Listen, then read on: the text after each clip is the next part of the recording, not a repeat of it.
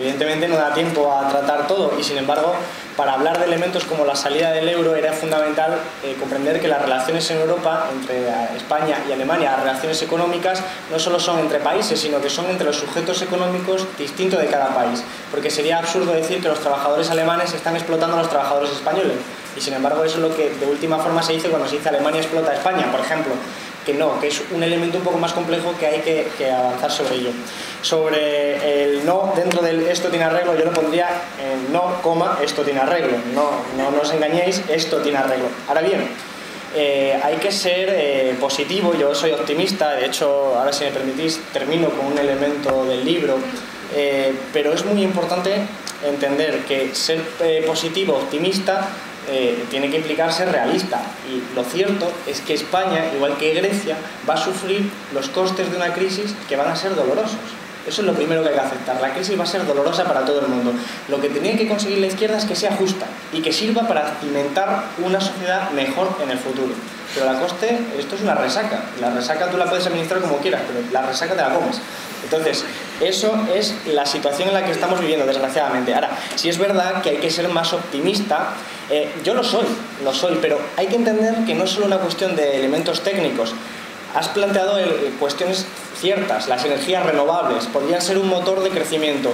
Yo no lo hablo tanto como motor de crecimiento, sino como que desgraciadamente nosotros tenemos una huella ecológica que supera absolutamente lo que puede tolerar nuestro planeta. Por lo tanto, no lo hablo tanto en términos de competencia, que también, sino en que o hacemos eso, una transición del transporte privado a lo público, una transición de los combustibles fósiles a las energías renovables, una reorientación y una transformación brutal del modelo de producción y consumo a algo más razonable, ecológica y socialmente sostenible, o realmente nos vamos al fracaso. Pero no es casualidad que Rajoy suprimiera las primas a las energías renovables después de venir de Alemania.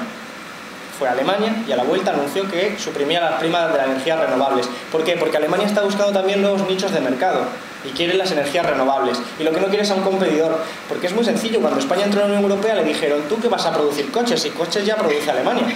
¿Y para qué queremos tantos coches? No, tú te vas a producir pues cosas de la construcción, el turismo, a lo que tú te especializas. Y así te conviertes en la periferia de un centro. Vendes tu alma, por así decirlo, al diablo. Ahora bien, las energías renovables y todo eso hay que hacerlo.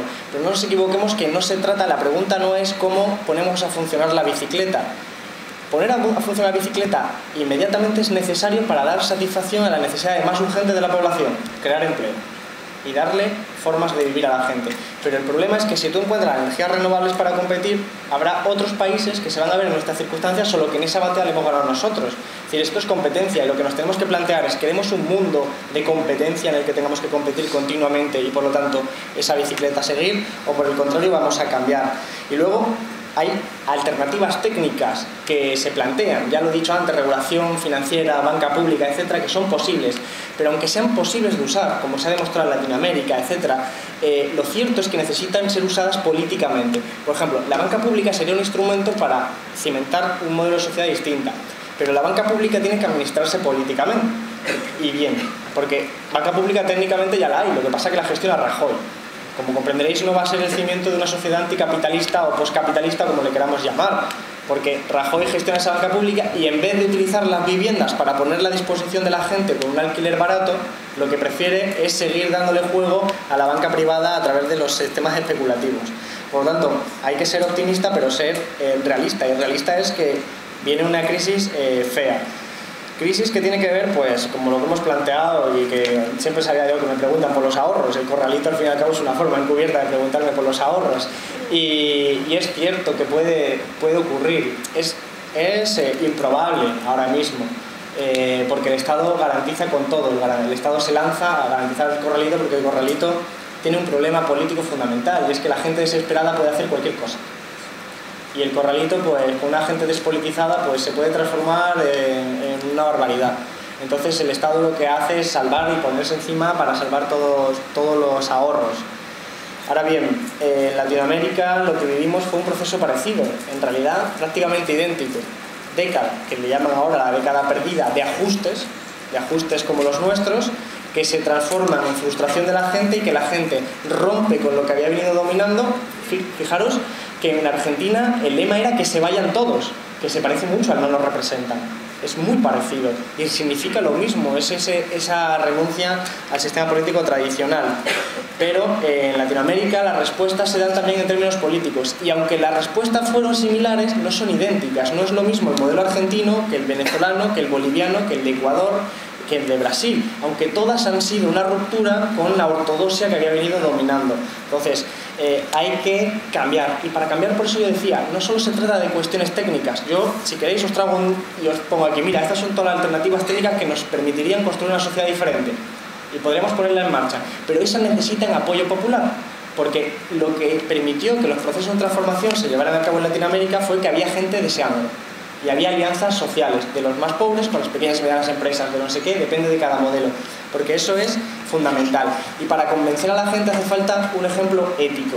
Un ejemplo ético fundamental es el de Mélenchon en Francia. Sabéis que las elecciones legislativas francesas son ahora, vienen ahora en muy poco tiempo, y que allí el sistema es por circunscripciones uninominales, solo sale elegido uno. Pues bien, la extrema derecha, Le Pen, pues tiene todo el norte de Francia prácticamente en esas circunscripciones, y se ha presentado donde más poder tiene, que por cierto, es un poder que se deriva en zonas industriales desindustrializadas. Era población obrera comunista que al caer en la profunda desindustrialización, quedarse sin trabajo y caer en prácticas consumistas, al final ha acabado siendo el caldo de cultivo de la extrema derecha. ¿Qué ha hecho Mélenchon? Ha dicho, pues yo me presento allí. Y se presenta allí cuando es pues mucho valor, porque todas las encuestas dan que va a ganar Le Pen, porque es un territorio. Pero él da una muestra ética y dice, yo como líder del Frente de Izquierda me presento allí. Y solo gana uno, solo sale uno. Y por lo tanto es un ejemplo ético de demuestra de que la izquierda la que para, por ejemplo, al fascismo. Entonces es un ejemplo además bastante bello. Hablando del bipartidismo, que lo han planteado también, aquí en España pues tenemos a una derecha que está obedeciendo lo que le viene de Alemania, lo que viene de la Comisión Europea, y a una socialdemocracia, por llamarlo de forma generosa, que es el Partido Socialista, que yo los veo profundamente despistados y asustados por nuestro crecimiento. Y mira que nosotros tampoco tenemos grandes elementos merecedores de tener este crecimiento, pero está asustado. Por ejemplo, la última reforma del sistema financiero, el Partido Socialista utilizó el turno en contra. Cuando hay un decreto, hay una oportunidad de que el grupo mayoritario de la oposición se posiciona durante 15 minutos. El ministro le contesta otra vez el partido de la oposición y contesta al ministro. Es un debate que se le permite al partido mayoritario de la oposición en cada decreto. El primer decreto del sistema financiero que hizo Guindos, el Partido Socialista apoyó. Era el 9º decreto del sistema financiero que el Partido Socialista hacía conjuntamente con el Partido Popular. Entonces nos dio visibilidad a nosotros. ¿Qué ha hecho esta vez el Partido Socialista con este segundo decreto del sistema financiero?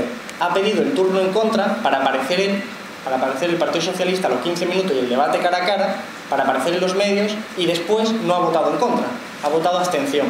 Es decir, lo que ha hecho es utilizar las herramientas parlamentarias para neutralizarnos, para impedir que saliéramos. Entonces, evidentemente, es una socialdemocracia pues que también, con generosidad, insisto, está acostumbrada, asustada por nosotros. Entre otros, porque tiene miedo de convertirse en el PASOK, que es el elemento griego que evidentemente, porque la izquierda, que la base social del PSOE, por ejemplo, hay que decirlo, suele ser muy de izquierdas, es muy de izquierda la base social, pues es bastante más crítica que la derecha, de modo que ante traiciones a su ideario suelen renunciar antes que las traiciones al ideario del Partido Popular, por ejemplo. Ahora bien, las élites de este país y la transición se nos planteaba. En el libro se plantea muy bien, creo.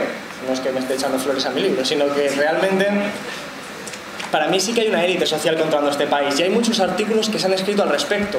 No es casualidad que los exministros, cuando terminan de ser ministros, pasan a formar parte de los consejos de administración de las grandes empresas. Desde Salgado, que fue la reciente, hasta Piqué, Felipe González, Aznar, Zaplana, Solbes, todos estos, y no solo en España, forman parte después de la élite de las grandes empresas, y al final son ellas las que configuran. En el Congreso no se va a arreglar el mundo. Así de sencillo.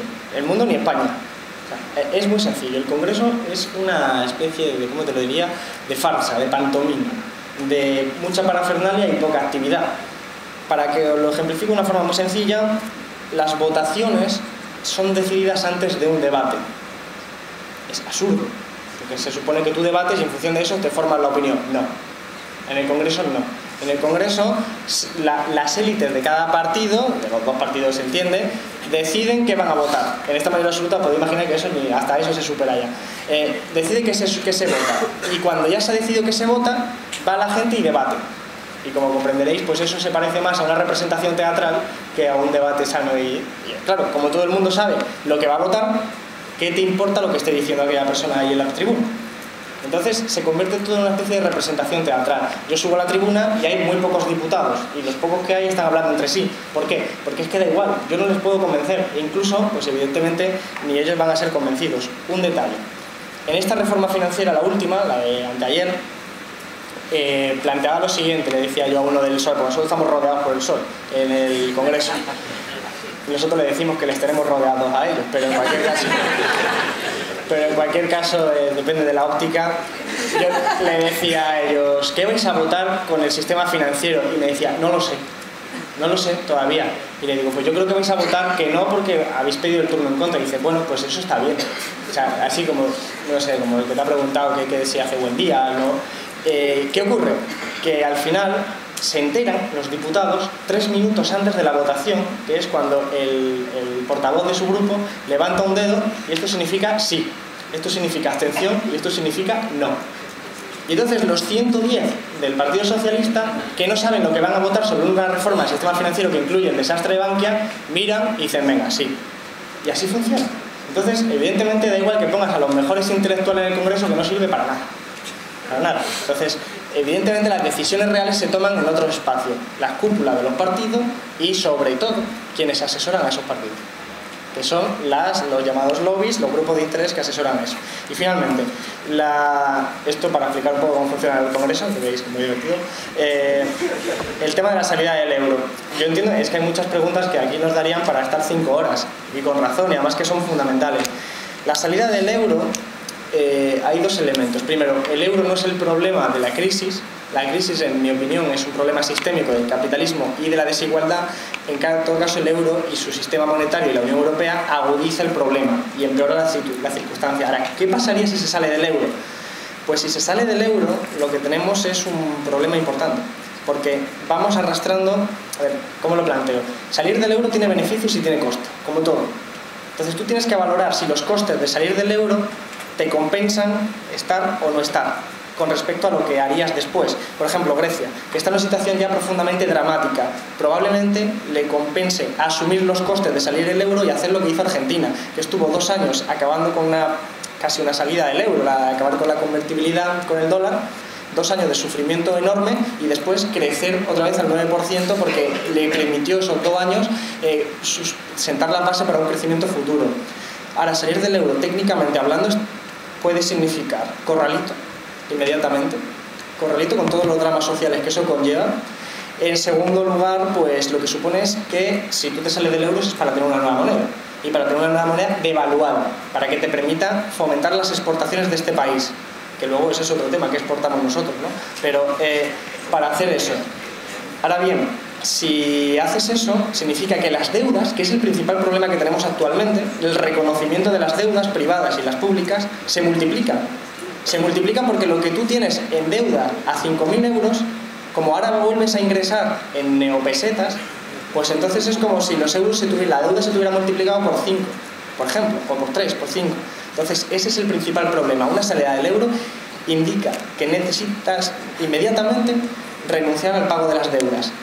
El pago de la deuda pública, renunciar a él, es justo y legítimo, pero no es tan justo que el Banco Santander renuncie a sus deudas, porque normalmente se hace a costa de nosotros.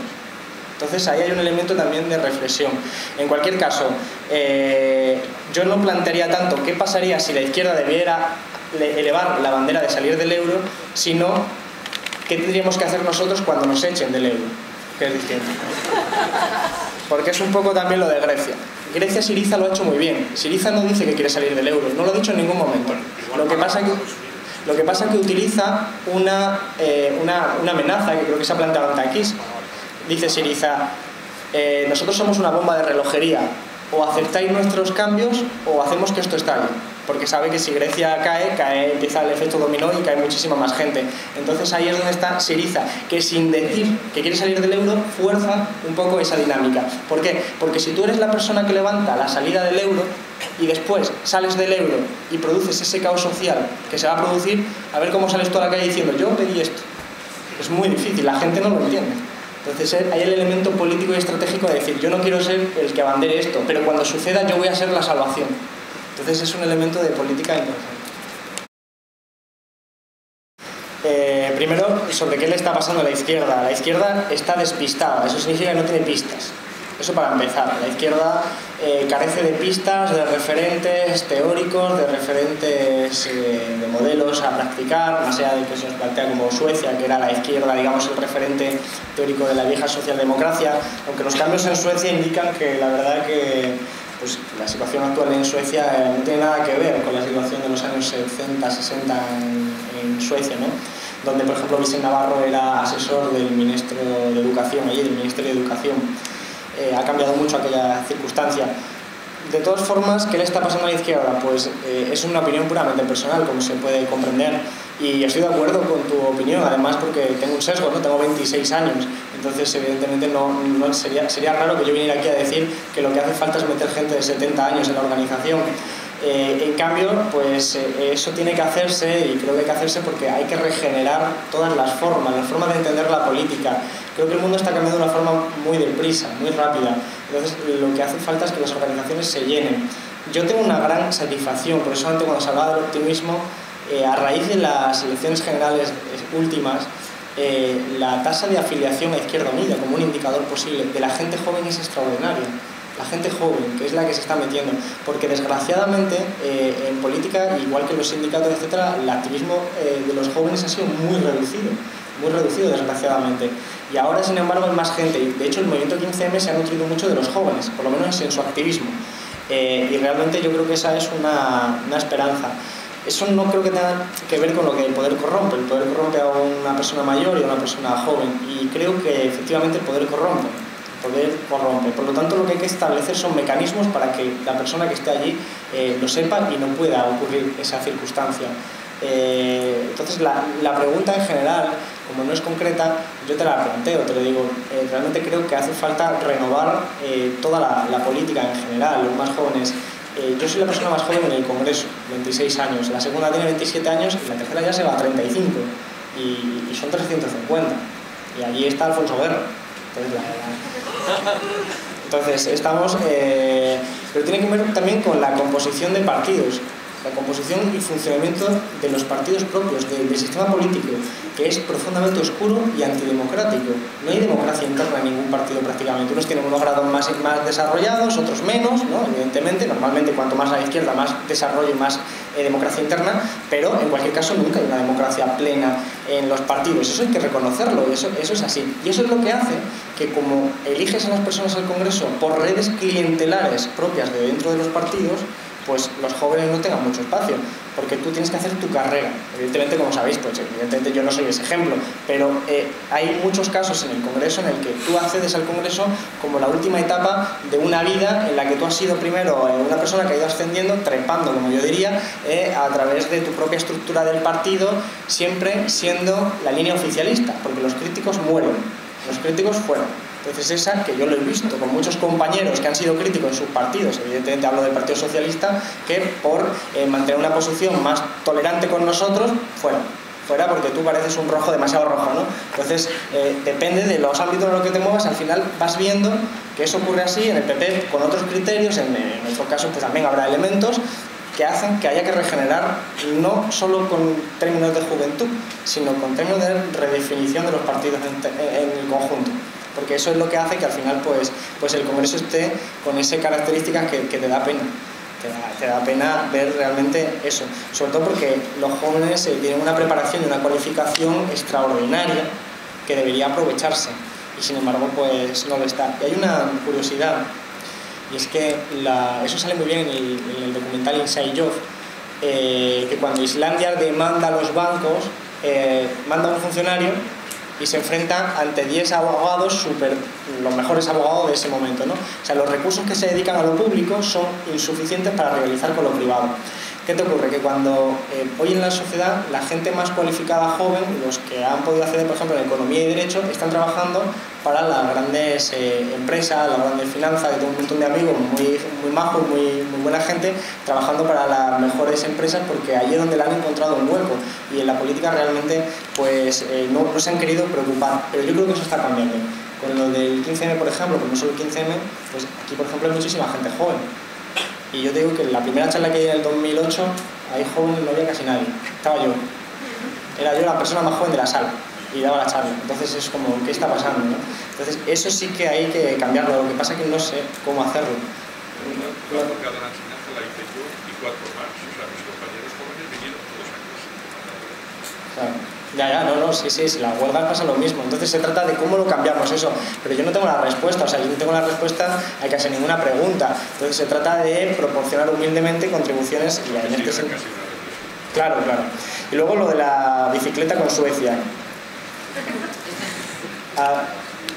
Cuando pensamos las cosas en abstracto es complicado, ¿no? Es complicado porque nos sirven para entender la realidad, pero luego no nos sirven para llevar las políticas concretas, ¿no?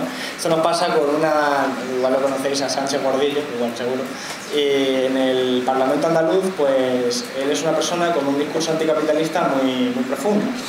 Y cuando tiene una comisión de sanidad y le preguntan ¿qué hacemos con este conflicto de la huelga, de no sé qué, o qué hacemos con esta gestión? No, el capitalismo es el problema, sí. ¿Pero qué hacemos concretamente con este problema concreto? ¿El capitalismo es el problema? Sí. Pero, entonces, cuando hablas de lo abstracto y te vas a lo concreto y la gente te demanda soluciones, tú tienes que traducir tu formación y tu concepción ideológica profunda en abstracto a algo concreto. Tienes que arraigar, tienes que bajar al terreno, ¿no? Entonces, siempre estos debates grandilocuentes sobre Suecia podría ser, etcétera. Bueno, para mí, el hecho de que enfrentamos límites naturales que son insostenibles, es decir, son insostenibles. No todos podemos ser Suecia, en términos ecológicos, solo lo planteo ahora mismo en términos ecológicos. Si todos imitáramos a Suecia, necesitaríamos 10, 15 planetas para soportarlo, de modo que es inviable. Tarde o temprano nuestro sistema colapsa. Pero incluso en términos económicos ocurre que es imposible. Es imposible que todos los de Suecia queramos, todos los países se pongan a producir, no sé, como móviles Nokia. Si todos los países se especializan en las empresas suecas, pues al final es que Suecia vende mucho fuera porque tiene un buen sistema, pero es lo que decía antes, de competir, todos competimos contra todos. Y esto se ve con los coches. Alemania, por ejemplo, para poder luchar contra los coches, aunque sean de una distinta gama, chinos, ha tenido que externalizarse, ha tenido que mandar sus fábricas al este para tener unos menores salarios. Es decir, pero al final, ¿qué haces con tantos coches en el mundo? Es el problema clásico de la sobreproducción. Es que realmente, si tú estás compitiendo, tienes que encontrar tu nicho de mercado, y es una batalla que solo ganarán algunos. Por eso en Latinoamérica se lo reformulan de otra forma y hacen el ALBA para intentar reformularlo a partir de otros esquemas. Dicho de otra forma, el modelo clásico socialdemócrata nórdico de Suecia, Noruega, etcétera, es válido en un determinado contexto histórico, pero no es extrapolable a que todos los países pudieran mantenerlo, sencillamente porque no todos los países pueden competir. Porque si Suecia, es lo que decía antes de las exportaciones, si Suecia vive exportando, pues es porque otros importan. No es malvado por ser botín, que igual hasta se comporta bien con su familia, sino que es malo y malvado por ser un banquero. Porque si tú sustituyes a botín por otro, va a hacer la función de banquero. Es una función muy concreta, que es ganar a los rivales.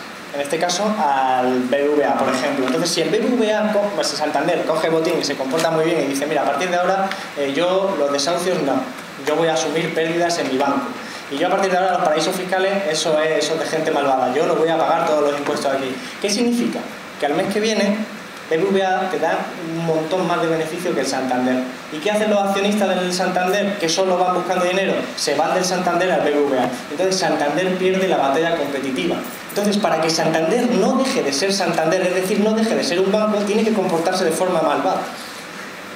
Esa es la lógica capitalista. Entonces, para sustituir la lógica de la competencia por la lógica de la cooperación, tienes que pasar del capitalismo, porque el capitalismo funciona con esa lógica.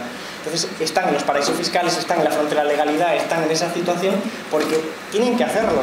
Es como cualquier pequeña y mediana empresa que tenga que competir contra la rival, tiene que estar sometida a la lógica de la competencia, y a lo mejor le da... Hay vida, las empresas no se irían fuera diría, mira, aquí no hay que hace falta un marco regulatorio. Habría aquí, con un marco bien organizado, habría vida aquí, habría posibilidades. En mi opinión es necesario nacionalizar todas las grandes empresas.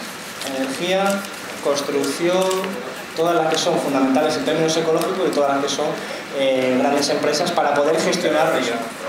Eso pues ya lo puedes utilizar y en vez de utilizar los bancos para especular con la vivienda, pues ponen la vivienda al alquiler barato, como decía antes, a la gente para solucionar un problema obvio, que es que hoy en España tenemos 250 desahucios de media al día y 6 millones de casas vacías. Y esa es la manifestación de la irracionalidad de un sistema que funciona siguiendo esa lógica. Porque si coge un banco y dice, mira, esto me parece intolerable, voy a poner todas mis viviendas para la gente pobre, pues ese banco al día siguiente quiebra porque le gana la batalla al otro. Es decir, no lo hacen porque están luchando entre ellos, porque es que el capitalismo es así. Bueno, pues muchísimas gracias.